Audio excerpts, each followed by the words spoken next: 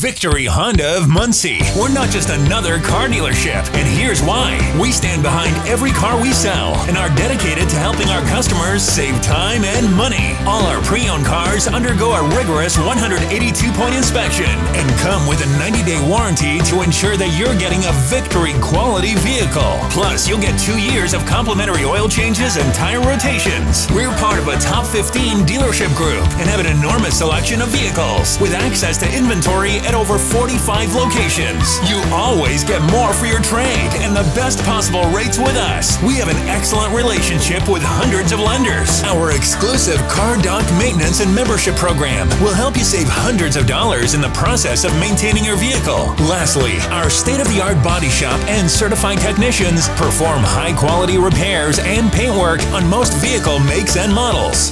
Victory Honda of Muncie. We're not just another car dealership. What does it mean to control your own destiny? Is destiny something that can really even be controlled? Do you think it cares about a storybook season? Or even a story 20 years in the making? Your destiny can't be controlled. It must be chased.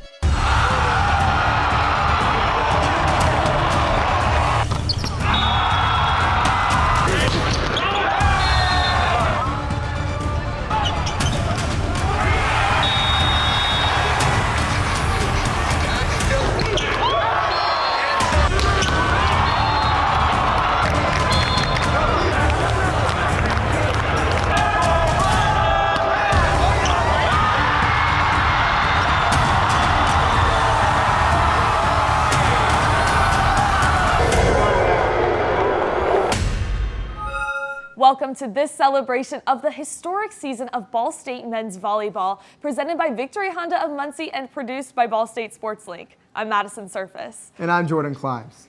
Over the next hour, we'll showcase some of the best stories off the court, hear from the team live in the studio, and talk to ESPN's Paul Sunderland, who will be calling the games in Los Angeles. The Cardinals earned a number 2 seed and a spot in the national semifinals after sweeping their way through the MIVA tournament. Let's take a look back at some of their highlights in Worthen Arena.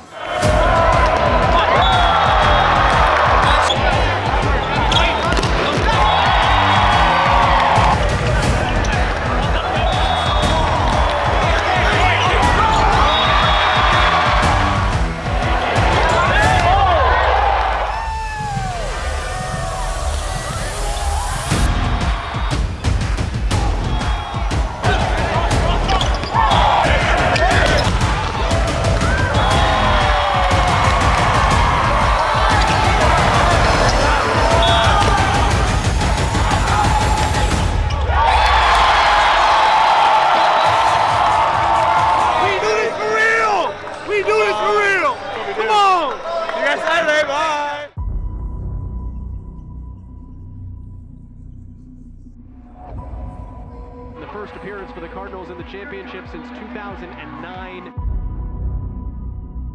Purdue Fort Wayne comes in 6-8 in conference, but again misleading because of how well they've been playing lately. If you want to go to the NCAA tournament, you've got to win 3 sets.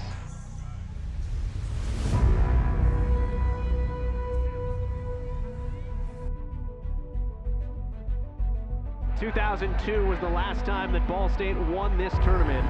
The last time Ball State appeared in the NCAA tournament. You can just tell by the environment, they are dying to hear their name called. I have never heard it this loud. This is the loudest and most fun that I've seen Merlin Arena.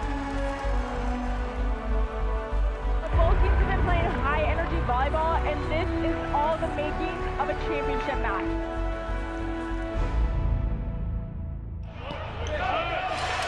Isaacson, there's Janice. You knew it was coming.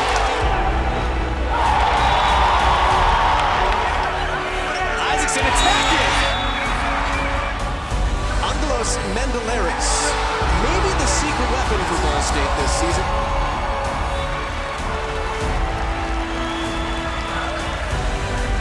Middle, Egaret ball. Everyone was sucked up.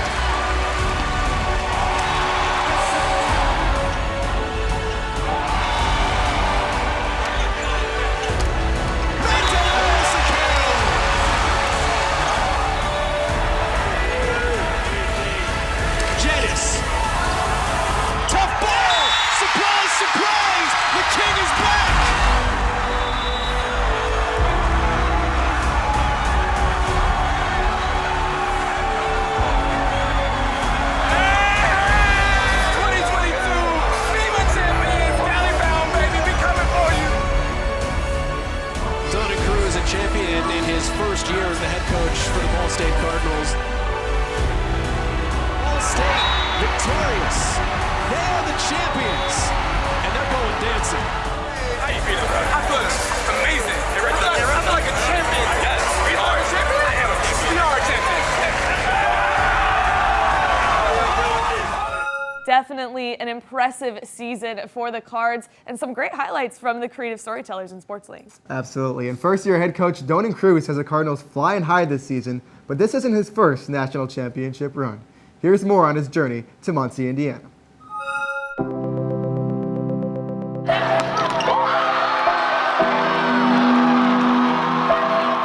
Volleyball has always been a part of what I did growing up. If I could think back towards like the 6th grade probably was when I started to take the sport pretty seriously. Ever since then it was just always a part of what I did, and after I graduated, moved back home to Hawaii and had a chance to work as a high school boys volleyball coach and worked at Chaminade as well, which is a D2 school out in Hawaii. Just through kind of those experiences really kind of reinforced what I wanted to do in the coaching profession.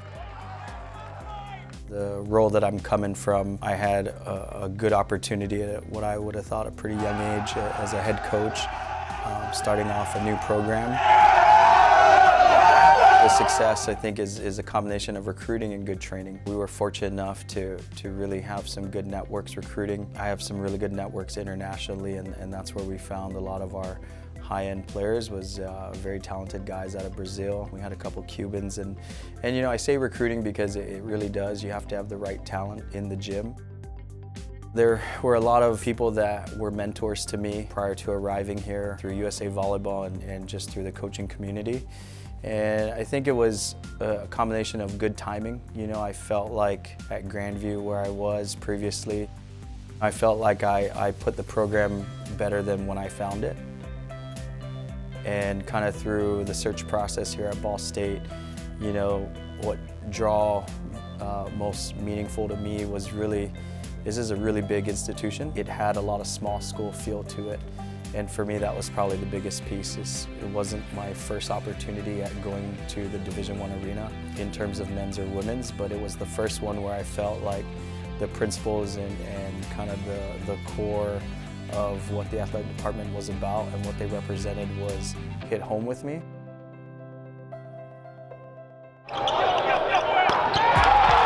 Coach Cruz has put in her head like losing is not an option. Our ability is much better than it's been obviously since I've been here, but our ability compared to the conference and the nation is pretty high right now. Coach Cruz was a really interesting guy when I first met him. He is just very talkative, he's very laid back. He's also a really good coach. Initially meeting him, you're like, oh, this guy's goofy, he's kind of cool. And then once you get to know him, you're like, oh, he's really disciplined, he's smart, he's nice, he cares about his players. You know, I think setting a standard of volleyball and work ethic is really important. One of the things when I had accepted this position is my goal is to try to do our best to put this program in position to win and compete for championships, and that's in a conference championship, that's in a national championship, and I think for us, a lot of that has to do with taking care of the everyday tasks and being consistent in that piece. We want to be playing our best volleyball in April. He's made that clear. He knows like the conference tournament is when we need to be playing our best. So if we have some bumps in the road here and there throughout this season, fine.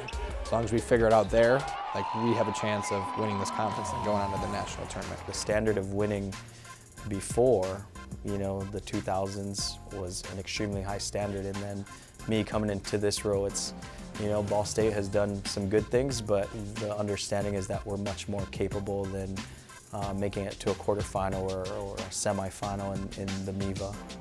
The goal is how do we get our team back to a championship level. I think he's just a guy that a lot of the guys enjoy playing for. Like we enjoy talking to him, we enjoy just normal conversations. He checks up on us. It's just like nice to have that reassurance behind us. Just the care we get kind of on and off the court makes it really easy to want to win for him. Coach Cruz earned the MIVA Coach of the Year award and led the team to its first MIVA championship in 20 years. Entering the NCAA tournament, Ball State also has earned its highest ever ranking in the AVCA Coaches Poll, number 4. We're here live with Coach Cruz himself. Coach, thanks for joining us. Thank you for having me. All right, Coach. So you've been able to, be in some big situations, and you've won conferences before. Heck, you've won national championships before. But winning that MIVA title, how is that different than anything you've done before? You know, what makes this special this year has just been being able to come in on our first year as a staff with Coach Mike and Coach Christian and be able to share a special moment, I think, with a lot of Ball State fans and this special group of seniors and grad seniors. And, you know, we weren't here on the front half of their careers, and just knowing how much work they put into what they do, to me, seeing their reaction and how excited they've been throughout the year and how dedicated they've been is what really makes this, I think, special for me. And, you know, winning championships and putting yourself in contention for a national title, you know, is something that I think every coach sets out to do at the beginning of the year. So for us to have a seat at the table this week is really cool. Yeah, and you guys are playing for something kind of bigger than even just yourselves this year with Dr. Don Chandel passing away. So can you just speak a bit about him and the impact he's had on you and really the whole organization? Yeah, you know, for us, you know, at the end of last year, getting the news about Dr. Don, and for me being able to have met him a few times, you know, throughout my arrival in the summer, you know, it just means so much to the volleyball community across the U.S., and then just what he means to Ball State men's volleyball and how that has linked into women's volleyball and coaches around the country that are out there because of the passion that he kind of sparked in them. You know, this season has been a lot about, you know, kind of his legacy and us trying to bring Ball State men's volleyball back to where it belongs. And to know that he's watching over us as we're doing all of this is a pretty special feeling.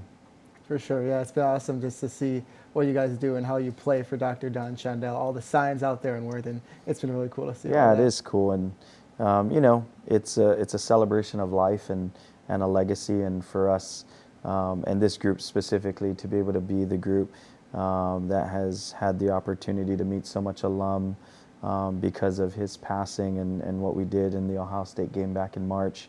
That was a special moment, I think, for a lot of people, and for our guys right now. I think looking back 5-10 years from now, they'll really realize how special that moment actually was and what this season meant to so many people. Yeah. And Coach, you've hoisted the national champion trophy before, but never in the NCAA. You've done NAIA. Mm-hmm. So what would it feel like to be able to hoist the NCAA trophy possibly in a couple of days? I'm not even sure if I can articulate that in words right now, you know. I think when you are in the last match of the season, and this could be at any level, and you could probably ask any coach at any level, when you get to that point, you know, there's been a recipe of so many good things going your way. So I think if that happens for us later this week, you I think there's going to be an overwhelming, feel of joy and gratitude to so many people. But yeah, to be able to hoist the NCAA trophy and celebrate with our team and our volleyball community is going to be a pretty special moment. Yeah, awesome. Well, Coach, thank you for joining us. Now we're going to take a look at the legacy of Dr. Don Shondell. Dr. Don was not just a volleyball coach, he was a ball coach. He could coach any sport. He knew how to get people on time on task, not stand around, get a lot of action, activity going around. He did not like people standing around in whatever sport it was. He will be remembered for his relentless efforts to promote the sport of volleyball. And that is an awesome phrase to describe Coach Don Shondell. We have really one sport here that we could win the national championship, and that's men's volleyball. Because back then, 4 teams qualified. 4 teams qualified, and I said if we give them the budget that they could go west and start playing the BYUs, the UCLAs, and we could get better, and we could get there. You can see the flag up there on how many national championships that we went to. Don was always coaching, always. He coached volleyball, of course, but he coached what you ate. He coached how you coached. He coached how to deal with people. He coached how you drove. And he coached nearly every part of a person's life. It wasn't about what a successful coach he was. It wasn't about anything except when they saw my dad, he made them feel like they were the most important person in the conversation. Dr. Don Shondell, for me, Coach Shondell, Shani, even Dr. Volleyball. He changed my life. And his dedication, his devotion, his commitment to volleyball, his service to Ball State must not be forgotten.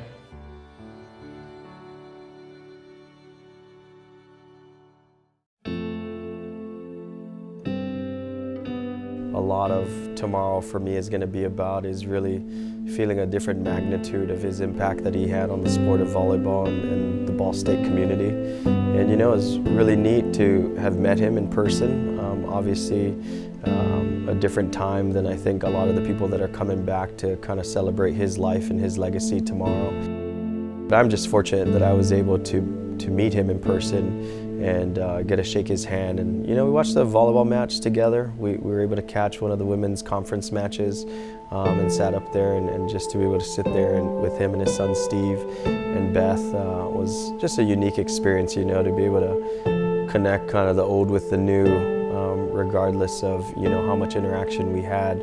I thought that was really cool, and I think I'm looking forward to the team having the opportunity to see what kind of legacy that he built here and how big of a community in volleyball and in just the university itself, what he did and his influences and impact really had on what the fabric of Ball State men's volleyball is today. One player whose name carries a legacy is Dyer Ball, whose grandfather actually played for Don Shondell and whose dad won an Olympic gold medal. Here's more. I always wanted to be a basketball player. I mean, I love watching basketball. I love playing basketball when I was younger. My junior and senior year, I realized that I didn't really want to do that anymore. And I started getting an interest in volleyball a little bit more again. I was like, yeah, this is maybe something that I want to do after high school.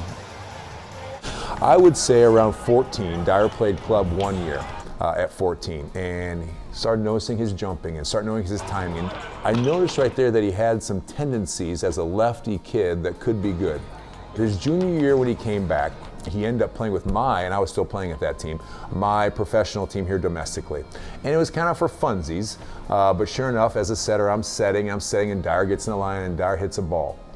And Dyer hits another ball. And all of a sudden these other guys like Jeff Patak, Jorge Relat, Chris Gislin, who are all Americans for IPFW that were playing with me at the time, go, has Dyer played volleyball a whole lot? I'm like, no, not really. Got a good arm swing, got a natural eye for it. So sure enough, I think the positive influence by those guys, and those guys, listen, Dad saying you're good is one thing. these other guys who are also just as good as Dad used to be saying you're good, all of a sudden spurs the interest of the young man, right? I always had that love for it. I just wanted to give it another try, and once I did, I was like, okay, yeah, this is definitely something I want to do again. And I mean, it's always been in our blood. It's been my family's a big volleyball family, and I wanted to keep that going. I definitely felt a little bit of pressure to be a great volleyball player, just be a volleyball player in general. I don't really feel any pressure anymore. I love what I'm doing, and I'm just happy that I can keep going as a volleyball player for the Ball family. It's awesome to see Dyer Ball carrying on that family legacy. Another passionate player on this team is Quinn Isaacson, who carries the memory of a high school teammate. Let's watch in this SL feature. For the last 3 years of being a captain, I've just kind of been, hopefully, a good leader to this team, and obviously the on-the-court stuff helps, but if I can set an example for these guys that are going to be juniors and seniors the next couple of years and they can keep passing it down, we'll keep a great tradition here. I think just his volleyball IQ has been a huge benefit and asset to us as a coaching staff because he knows the game so well, and he just has a good pulse of the group. My mom, 2 or 3 years old, she was coaching high school volleyball, and she used to put me in the carts and they would just roll me around. And that's how I started with the game, and slowly but surely I would see the girls play and I wanted to pepper with them, and I was starting to learn how to win. And I finally got pushed to do it a little bit when I was, I think, like 10 years old. My mom was like, oh, you could be really good at this. And I was like, yeah, we'll try it. And they didn't have, at that time, you don't have guys volleyball. So I actually intermixed with girls my first year. It was me, 2 other guys, and then the rest were girls. And then I was like, maybe this is something I can try more often. And then when I got with guys completely, just to play with, that type of age, and I had a lot of fun. I knew I was going to enjoy it. I first met Matt the year before he played with us. His sister was on one of the top teams for Club 1, and my mom was actually the coach. So I went and watched her play, and then I see this 6'8", 15-year-old, and I'm like, do you play volleyball? He's like, oh, I'm a basketball player. I'm like, so am I. That doesn't mean you can't play volleyball. And he came to the tryout, and but the second he stepped in our gym and kind of got that feeling of a real competitive nature for men's volleyball, it changed his whole perspective. And he was like, I can do this for a long time. The rest was history, so I was happy I was able to get him there. Quinn Isaacson earned his second All-MIVA first team selection this season. Isaacson led the nation with 11.48 assists per set. He also has a team-high 30 service aces during the regular season. All right, I'm here with 5th year Quinn Isaacson. Quinn, it's so good to see you again. I know we talked a little bit after the championship game. There were a lot of emotions, a lot of tears. What's the story behind that? It was just a long time coming, I would say, and a lot of guys put a lot of effort through the last, obviously for me, 5 years, and the alumni we're all really close with. We know the efforts they put in, that obviously they weren't, they didn't get to that game, and we were kind of doing it for them. So it was just a long time coming for us, and we were just really happy about it. Absolutely, and congratulations again. Thank you. You've been here for 5 years, so long time coming indeed. Yeah. What has the process looked like for you these past 5 years, and how have you seen kind of a shift in the team? I think it started with the players. I think we had a good group come in, and we had some good guys ahead of me that kind of showed me the way. Obviously, like we've talked about, we haven't gotten to that game before, but they just showed you what it could take to get there.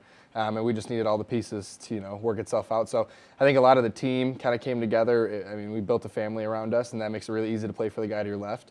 And then obviously this new staff coming in, they really set the tone of like, this team can do amazing things, and you've got to believe it. And once we kind of hooked onto that, it made it really easy for us to play in those big games and enjoy it, and obviously see what could have happened there. So. Right, so not only you, but a couple of your teammates have mentioned you guys spend a lot of time together, not only in practices and preparation for game, but also just outside.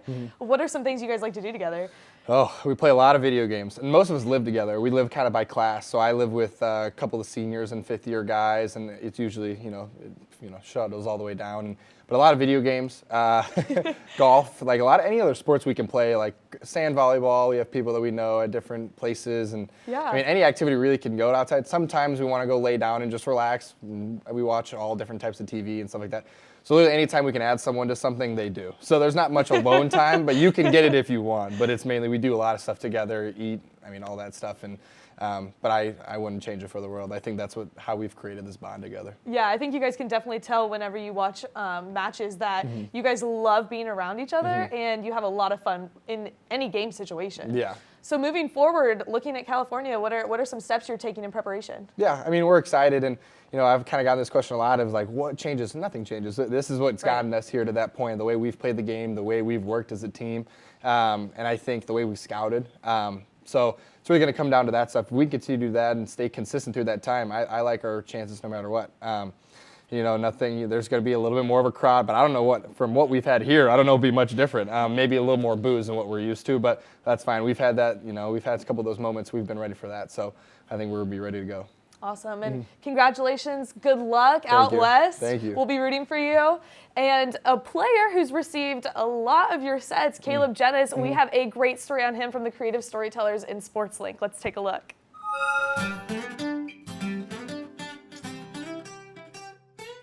Back in South Carolina, we have a lot of really nice things. We got palm trees as far as you can see. The sky's always blue, partly cloudy with some sunshine.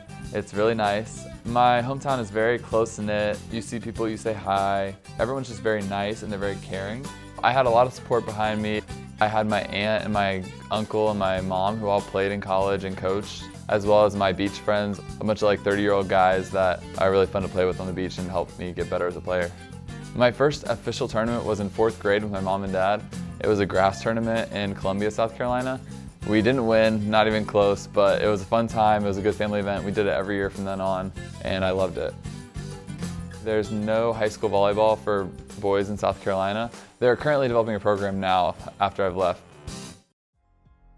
Probably the biggest challenge was the distance. I had to travel to play and even get acknowledged by any coaches. So I had to travel to play club to Atlanta, Georgia, which is a 5-hour drive. My parents drove me every weekend on Sunday morning and we practiced for 2.5 hours. So that was a pain, but it was worth it. It got me to a new club in Charlotte, North Carolina.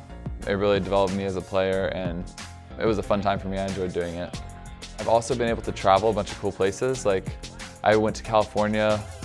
It was the Collegiate Beach National Team. It was awesome. It was a great experience to get me in the USA pipeline. So then a few other things. I've just been all around the country. I've gone to Arizona, Texas, all the way up to New York. I've been everywhere. The biggest difference is that you have to be an all-around player to play beach. There's only 2 people on the court instead of 6, so it requires a lot more like passing and each player has to be good at each skill. So it's just helped me to practice and play. So then it got me to college. I got recruited from my club in Charlotte and got here.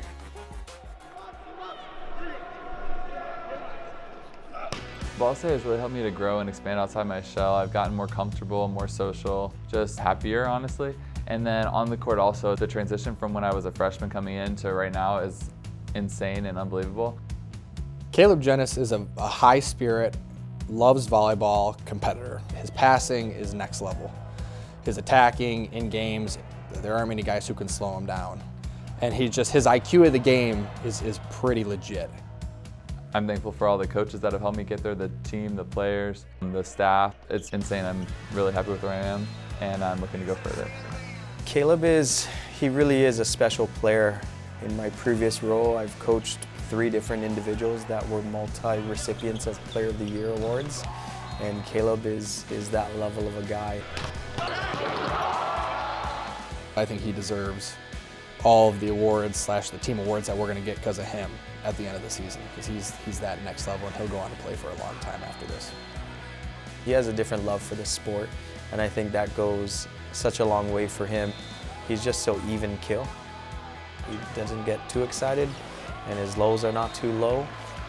And I think that speaks to his volleyball as well, but that's more character and just his vibe. Going forward, I would really like to continue my career in volleyball, whether it be beach or indoor.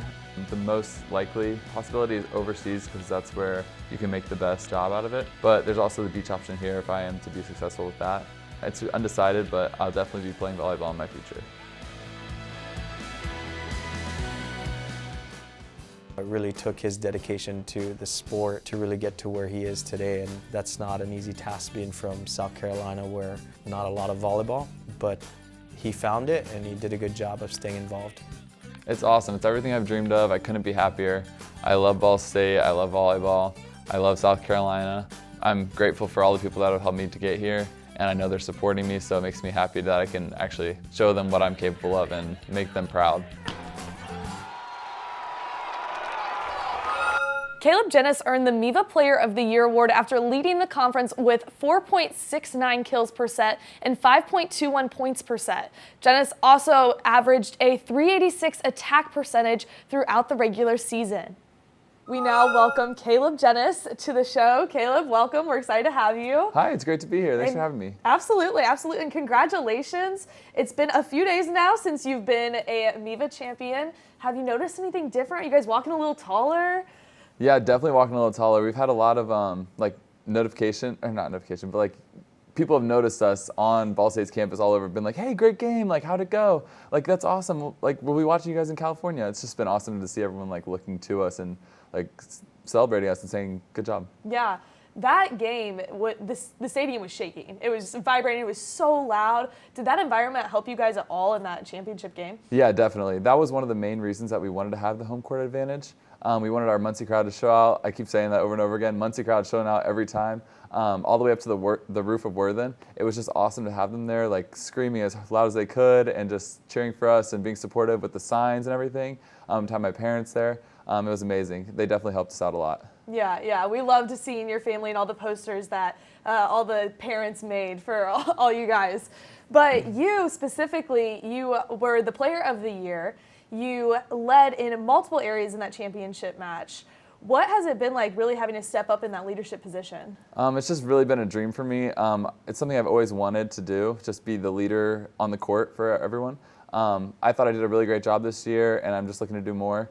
I love having people on the team, the underclassmen, look up to me and just like want to learn from me and show my skills to someone, and just try to help people get better on the court. So it's just been a great experience for me to be that person and just to perform that well and get the accolades that I've gotten. Yeah, I feel like through the underclassmen, you said you really hope that they look up to you guys. I feel like though if you're watching as an audience member, you never notice who's in what year because you guys are all so close. How do you create that environment on the team? Yeah, it kind of starts just when they come in. You want to make sure the freshmen are like welcome and that they like you guys, and then we just build from there. So as soon as we get to meet them, we just ask them to hang out. We like everyone on the team. They're all really great people, really nice guys. It's just really easy to hang out with them. So just hang out as much as possible outside of the court. We see them enough on the court, so just really great to see them at all times. Yeah, so moving out west this week, what are you really looking forward to in your personal game, but also as a team? I'm looking forward to just playing some of the top competition in the country. Obviously, a couple teams got knocked off, unfortunately, but it's going to be great to just go out there and just play our hardest, have nothing to lose, and just go out there and give it our all. And especially to get the bye, that's amazing, just to get a head start on everyone and get us closer to the title. Right. Well, congratulations again. We are so excited and we'll be rooting for you guys. But as you know, being a student athlete takes up a lot of effort and time and energy. And we followed around Felix for a day in his life. Let's take a look. I personally would love to be like a pediatric scrub nurse or a cardiac ICU nurse. Both my parents are doctors. My dad's a psychiatrist and my mom's a dentist. So going into the medical field was kind of a no-brainer for me. Every time I come into clinical, it's like a day to improve on your skills. And whenever I'm able to improve on my skills, I always note it. And I'm really excited because I feel like I'm always improving every day I'm in clinical. And that's what I love. That's why I love going to clinical. As much as I love going to clinical and getting that experience, my nursing classes are where everything truly starts. Monday is my nursing class, my nursing lecture, and I would go to my other counseling class that I have right afterwards. I would go to the library for an hour and a half just to kind of start doing my homework for the week, trying to minimize my stress and all that, see how my week is going and where I can plan things out and what I need to do before we play, just so I can focus on volleyball come the end of the week. And then whenever I decide to leave, I would go home. I would make some breakfast. I make my own meals just because I love making food. It's like my second hobby, or my hobby, I guess. Felix Aguirre earned all MIVA second-team honors for the second time in his career.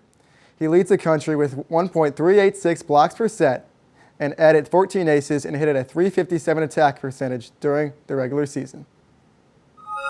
We're here with the man himself, Felix Aguirre. Felix, thank you for joining us in the studio today. Thank you for having me. Yeah, no problem. So it's been 20 years since Ball State last made it to an NCAA champion, or to the NCAA tournament. And so being a part of that team, how has it been this year? Oh, it's been great. I just love going to practice with them. I love practicing with the guys, just enjoying my time with them. Every day is awesome. Honestly, we just always have a good time on and off the court, in and out. Like when we're on the team or doing any type of team function, there's always going to be some fun and some good vibes. So. Yeah, absolutely. And then so you're obviously heading into a couple of really big games coming up soon. So probably one of the biggest moments of your life, and same for all your teammates as well. So what's kind of the mentality and the vibe as a team as you get ready to suit up for this game? We're here. I mean, we've worked for this. We've all thought about this since like August. So we're just like, since we're here, we might as well go out strong. Go into it strong. Yeah. And we have nothing to lose, so just play our best. So. Mm-hmm. And I can't talk to you without talking about the energy that you bring on the court. You and really the whole team. So can you just speak a little bit about the energy that you guys have and how much fun you guys have out there on the court? So we play for a passionate coach. Coach Cruz is very passionate himself. He's very fun, very chill, and just has a great vibe to him.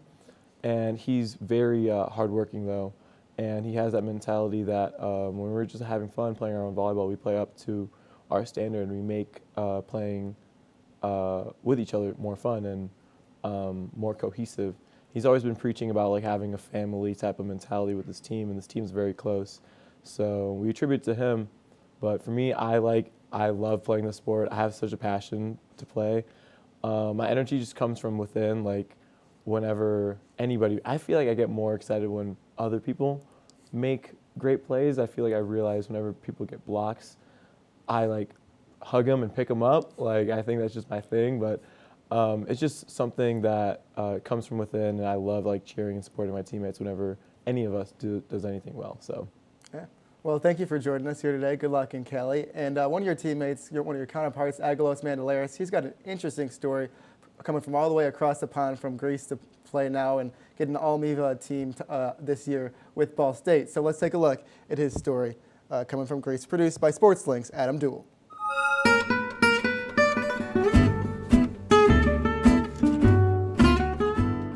Until I was 8 years old, I lived in Athens, Greece. That's where I started playing a little bit. In my house, when I was really young with my brothers, we would set up some chairs in the middle of the living room. And we had some balloons and we just hit them over the net and stuff.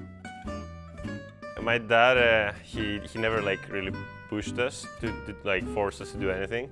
But we would always hear stories of him playing. Even when we had time off, we'd go to the beach and we'd play sand volleyball together there. And it just felt like it was part of our whole year. Age 15 and a half, 16, I moved to England. First few months, right, it was hard, it was a big adjustment. You can't speak the languages naturally, and you don't have any of your friends and your family around. I had to think about it, do I really want to be here? And I realized, that what I had was what many other people would have loved to have. It was upon him, it was not because it's kind of a decision if you want to go there. My brother was always really into volleyball, I feel since the beginning. We had the chance to play in the same teams. We played a lot of beach volleyball together. When other people would go to their friends over the summer, I would stay with my brother. We would play beach volleyball together, we would travel together. He went there a year ahead of me. He was telling me stories again. I would watch his games actually. I would stay up till 2 a.m. to watch some of his games. And I was like, oh, that looks really cool. I want to do that. Aguilas was very into the recruitment process, wanting to know as much as he could about Barton. The NCAA, has a pretty cool system that, you can combine the academics with sports really well. As far as his playing goes, every match was special. I was just looking back at his stats, and it just kind of makes you laugh sometimes, the numbers he would put up. Nice hit by Angelos Mandelaris through the block, 15-9. But if you jump over 50 inches, who cares? Well, there's some good news for college athletes who had their 2020 seasons canceled. The NCAA has restored a year of eligibility. Before he arrived to Ball State, he was somebody that everybody had their eye on as far as where he would spend his 5th year.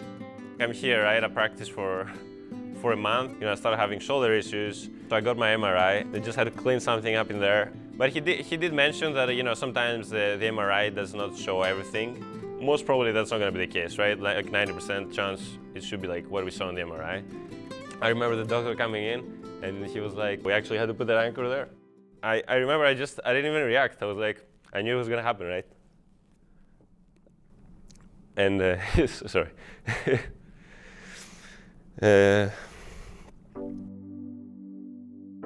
When I think of my best memories in my life, it was always like, most of the time it was, related to volleyball or beach volleyball. So I knew that's the only thing I was thinking is I want to, get out there and play again. At the beginning of June is when I actually picked up a ball again. Beach volleyball, it's there's only 2 people in the court instead of 6. The connection between the 2 players is really important because, if you're mad at one person, you can't just ignore it and focus on the other 4, right? You have to deal with it. Since we were brothers, we were very comfortable with each other. I got the opportunity to represent Greece in some underage tournaments, across the world. And when the final tournament came up, I was ready. I was locked in. I mean, I had nothing to lose, right? Because I didn't win any of the previous tournaments. I came out of the surgery 8 months before that. I could barely hit the ball a month before that. So I was just happy to be there. Γελάκης Μούχλιας. Κι άλλο μπλοκ από τον Μανδυλάρη. Δεν υπάρχει αμφισβήτηση, είναι οι πρωταθλητές. Κυρίες και κύριοι, Άγγελος Μανδυλάρης και Ιάσονας Κανέλος είναι οι άνθρωποι. I posted some pictures after and some people were like, I haven't seen that happy in like 3 years. Like, what's going on? It was just, I was smiling like crazy. In beach volleyball, there's so much more skills that are related to the game that I think you see in Aguilas as far as how he attacks the ball. Good save by Insulaco. Mandelaris again catches the floor.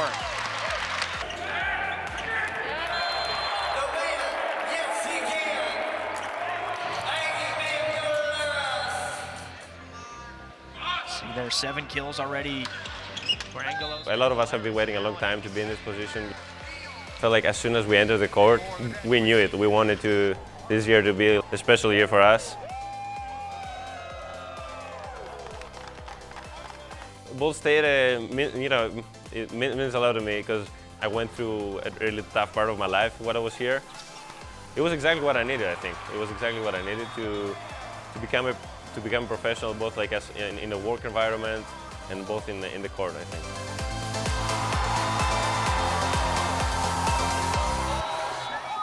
Aguilas Mandelaris earned All-MIVA first-team honors after also receiving Conference and National Player of the Week recognitions.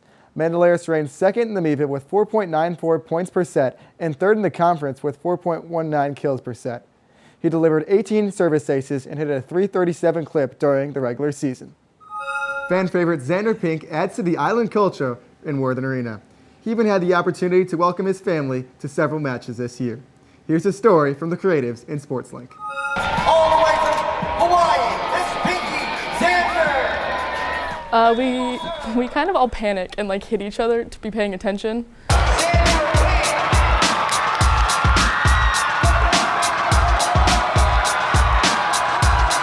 Well, we want him to continue to play in the game. So if he messes up, if there's a possibility he doesn't go back in. Pink serves. Carroll has a go at it down the line, but wide right. Cardinals with their biggest lead of the 3rd set as they...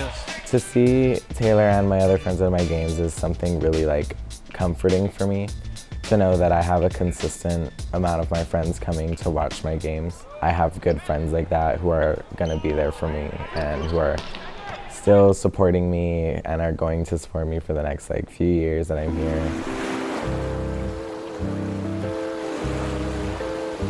We live in Mililani. It's a middle income area. It's a newer development in Hawaii, kind of in the middle of Hawaii, Oahu, the island we live on. We can go to the beach, we can go kayaking, anything, just eat a whole bunch of food. It's just, I don't know, it's a cool little dive area. Volleyball in Hawaii is pretty big. At the University of Hawaii, at all the club teams, and it's really big for the girls, and then it's becoming very popular with the boys. It's a football town too, but a lot of kids can play volleyball. It's a scrappy sport in Hawaii. Sometimes not as tall as the mainland kids, but the Hawaii teams are very scrappy. Our stadium is packed. Everybody comes out and cheers, and we just see the camaraderie and the family support, and the whole community just comes out. Knowing a lot of the different players and being a prior ball boy for them and getting to meet all the really high-level volleyball players really opened my eyes to the collegiate level. Actually, Xander, I tried to force into baseball. Xander Pink with the serve, everyone on their edge of their seats. A great set to the outside, but it's blocked, but they managed to get it up. The setter tries to tip it over, and Kakai is there, getting the aloha ball. He makes a lot of plays that we go, wow, nobody would make that play. The nationals that they won last year, he ran into that, ran all the way down, hit the barrier on the side and got that ball back. And that's what won for them.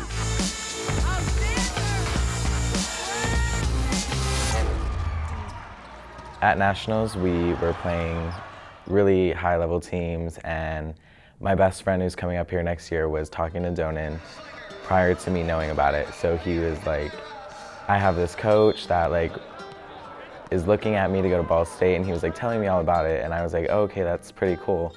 Oh, Xander's the man.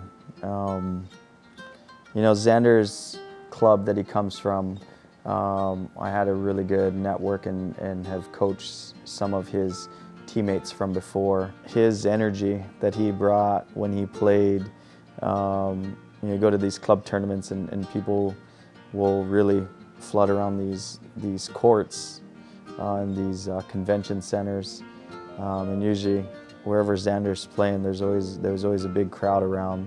I think just knowing that since my best friend was looking at it and also the coach was from Hawaii, kind of an easy choice for me to have.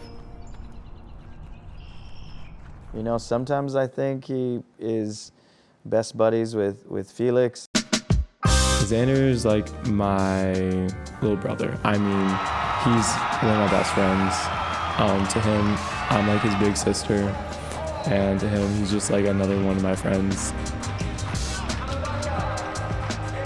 We have a volleyball ritual that we initiate all the younger guys. And so we ended up going to the volleyball house, and spending time with the volleyball guys, and out of nowhere I spent an entire hour talking to Felix. Didn't know anybody else on the team, and I just kind of spent an hour talking to Felix. It was just really good to talk to somebody who's older than me and who's about to leave, and just know that he's going to support me even though he's going to be gone and I'm still going to be here. I think in a way they have a little bit of the same personality. Felix is a great kid, and they just have this special bond, a brotherhood kind of bond.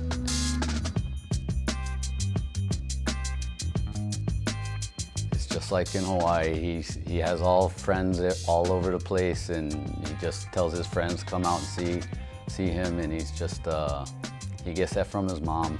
Likes to talk with everybody, be friends with everybody.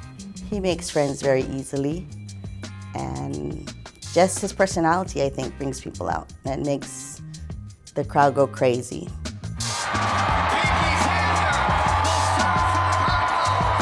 When we were watching on TV when we were at home, we could always tell when he was coming in the game because you just hear all the girls and all the Ball State people start yelling, and then we go, oh, Xander must be coming in. One of our coaches said, I've never felt the arena literally vibrate on my feet when Xander came in that set. You could literally feel the chairs on the sideline shaking.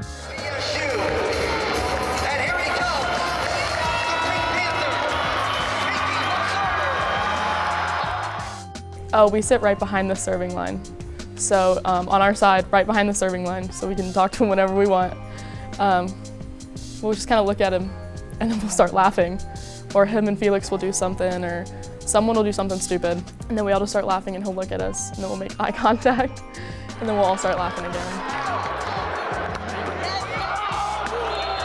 I always tell myself whenever I'm making goals for myself for volleyball is like to prove to all like the undersized kids and like even like the kids who are considered like D1 quality for like 6 foot and over, is to prove to them that like even though I'm like a small undersized player, I still have like the skills, the technique, and like everything to be on a D1 school and like really help my school and my teammates do better and take us far.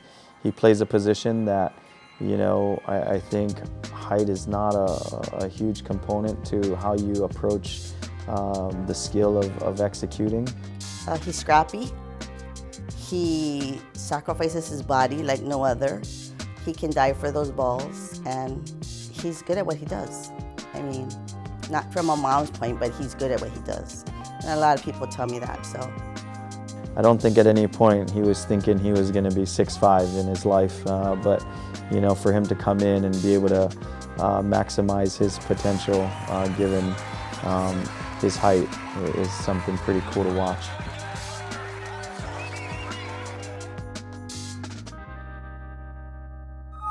We now welcome ESPN's Paul Sunderland, who's in Los Angeles right now calling the action. Paul, thank you so much for being here with us. Yeah, good to be with you this morning. I'm headed down to Pauley for practices later today and really excited about getting the tournament started. Thanks for having me. Paul, just to kind of get us started off here, what have been your thoughts on the men's volleyball season so far? The level's been high. I think across the country, you've seen a lot of upsets. I think the physicality of the players creates a lot more balance. I think the MIVA has been really, really strong. You saw a team like Princeton upset Penn State. You've seen teams out on the West Coast beating one another. We'll get into that as our conversation goes along, but I've watched a lot. It's not videotape anymore, but I've watched a lot of digital volleyball these days in the last couple of weeks getting ready for the tournament. And I've been really impressed with the level of play across the country. Honestly, going more specific even, what have been your thoughts on Ball State? I know you mentioned Caleb Jennis a little. Well, not a little. Caleb Jennis is a lot. Player of the year. I watched him in that final match that got you the #2 seed and back into the tournament for the first time in 20 years. So congratulations on a really historic run. But Jennis is the real deal. Good receiver, dynamic on the left, dynamic on the bick. And I really like the setter Quinn Isaacson as well. There's a very nice combination there. But you know, and again, we're speculating, North Greenville gets a vote, but we're speculating that Hawaii will be the opponent. They're going to load up on Jennis. They're going to really work him. They're going to serve him. They're well prepared. Charlie Wade is a wonderful coach. They're the defending champions. So to me, Ball State, albeit the #2 seed, the highest in program history, a real battle against Hawaii. And they're going to have, they meaning the Cardinals, are really going to have solid performances right around the rotation. You wonder how somebody like Mandelaris, who had 25 kills earlier in the year against Hawaii, how he's going to hold up. You know, when you look back, and I know you're very aware of this, Ball State beat Hawaii twice, but you got to look at the box score. Hawaii was hit by COVID during that period and didn't have 3 of their starters. So you wonder how that will play out psychologically. Yes, nice wins for Ball State, but now they're going to be playing a Hawaii team that replaced 4 key starters from last year. You've got a lot of young guys stepping into big roles with Hawaii. And I think now that the Rainbow Warriors are playing their best volleyball of the year, as is Ball State. Very, very tight, as it will be again at the top of the bracket as well. Well, I think I can speak for Muncie when I say we would love for that matchup to happen, and we'd be so excited to watch that. Yeah, well, be careful what you wish for. You know, Ball State's playing at a high level and obviously much improved from last year. And I think that, your new head coach deserves a lot of credit for that. It's been quite a turnaround because last year was not particularly that impressive, but Coach Cruz has done a really, really good job. And you talked a lot about the talent on these other teams right now, and you talked about Hawaii and how they had some players out. So do you think that Ball State and their team, do they think that they match up and they could really win the national tournament? For Cardinal fans, I've been doing this a long time, so I have to be honest. I think that Hawaii would be a favorite, but I think Ball State has really got a solid chance. I think they're playing exceptionally well. But again, Mandelaris has got to play well. How does Martinsky hold up? He's hitting in the low 200s on the year. That's not going to get it done against Hawaii. He's got to have a big match. And I've been really impressed with your freshman middle blocker, Vanis Buchholz. I watched his numbers and watched him on my iPad, if you will. And Ball State solid. Ball State. I'm not trying to cop out Hawaii. I would, if I was gambling, I would bet on Hawaii. UCLA and Long Beach State. Man, I don't know. I think I would give a slight edge to UCLA, but that's just, and I do mean very slight. Paul, I think that's all we got for you today. Thank you for joining us.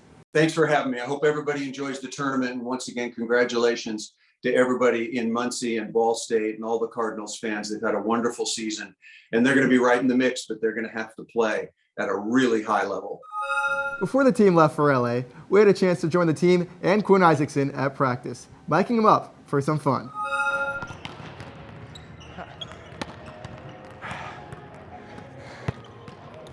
Oh. Wow, I'm getting old.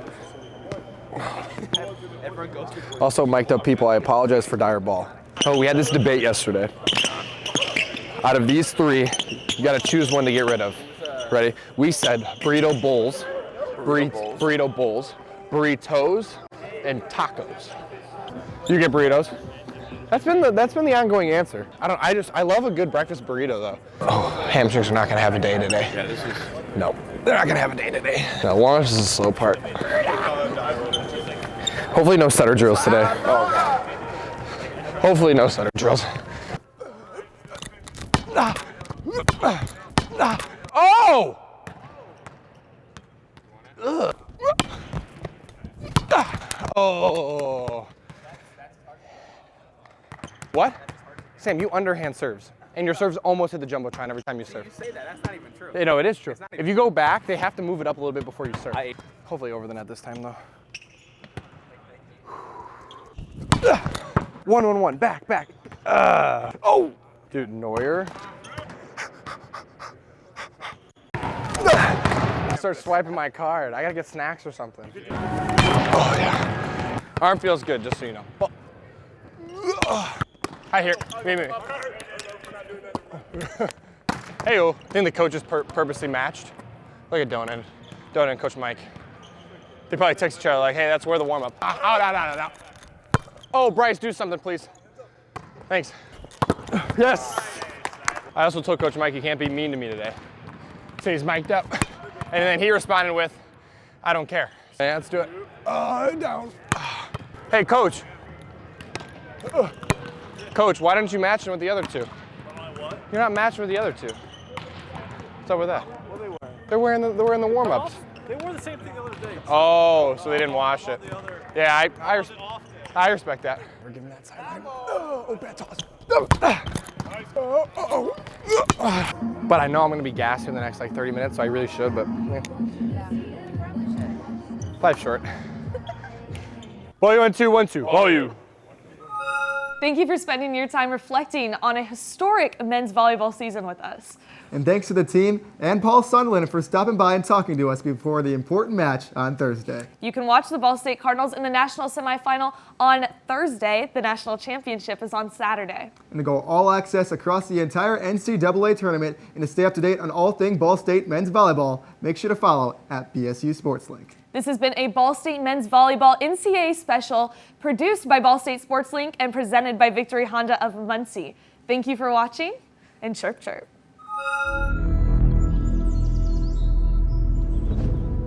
Final four, Ball State. The Cardinals have a bye directly into the semifinals league next week in Los Angeles. Dominant on both sides of the floor. Cruz has set an awfully high bar. In his first year as head coach, He's taken the team to the NCAA tournament for the first time in 20 years. We're ready. We've become unstoppable, undeniable. That feeling of what we felt at the MIVA Championship is something that we want to feel again. It's our year. The job's not finished. Buckles came to play. They're the champions. The sum of who we are is what we do with what we have. Middle, Egaretta. We got a shot at winning this. Ball State versus the world. Cali bound, we're going. Our expectation right now is to go there and win. We're ready to roll.